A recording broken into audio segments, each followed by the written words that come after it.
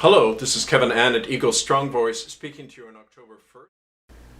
I'm speaking to you on behalf of the National Council of the Republic. On September 8th, there was a law passed by the people of Canada gathered in lawful assembly, which abolished all COVID measures.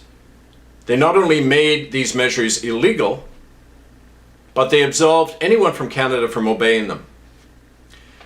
Now, this last week we issued to the Canadian government at all levels of authority, the RCMP, the police, so-called public health officials, a stand-down order. They had until yesterday, September 30th, from stopping the enforcement of all COVID measures related to masking, distancing, quarantining, and eventual mandatory vaccination.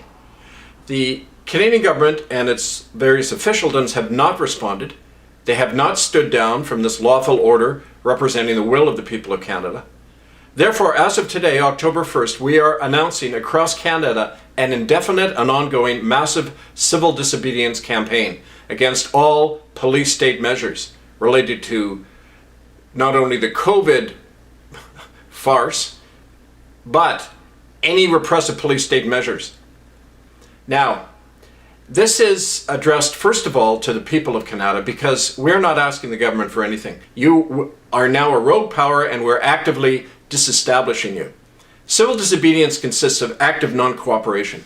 The citizens will not pay taxes to the federal government. They will keep the money in their community under the jurisdiction of the Republic and set up community trust funds to fund the people and the projects of their own community.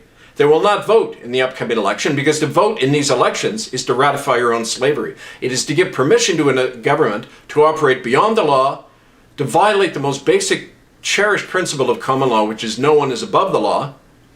To mark that ballot, you are ratifying that system of slavery, and we call on everyone not to vote, instead to mark the ballot through an alternative balloting system we'll set up, mark the ballot for the Republic, join the nearest Republic common law assembly, take back the nation.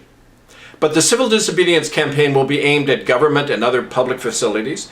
They'll include sit-ins, boycotts, disruptions, protests, designed not simply to protest as an end in itself, which leads nowhere, but to actually stop the operation of this criminal regime.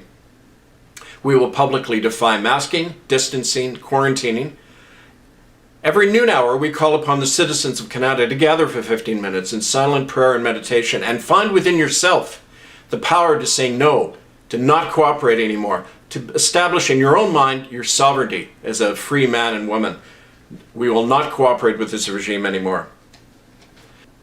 Finally, to those who are gathering in protests across the country, I have to ask you a simple question. Is standing around for an hour or two with a sign changing anything? Hearing famous speakers from abroad coming and saying the obvious over and over, it changes nothing. It does nothing to stop this criminal regime. We move beyond protest to active civil disobedience and non-cooperation. That is our message. We urge you all to join up. Stand by for more.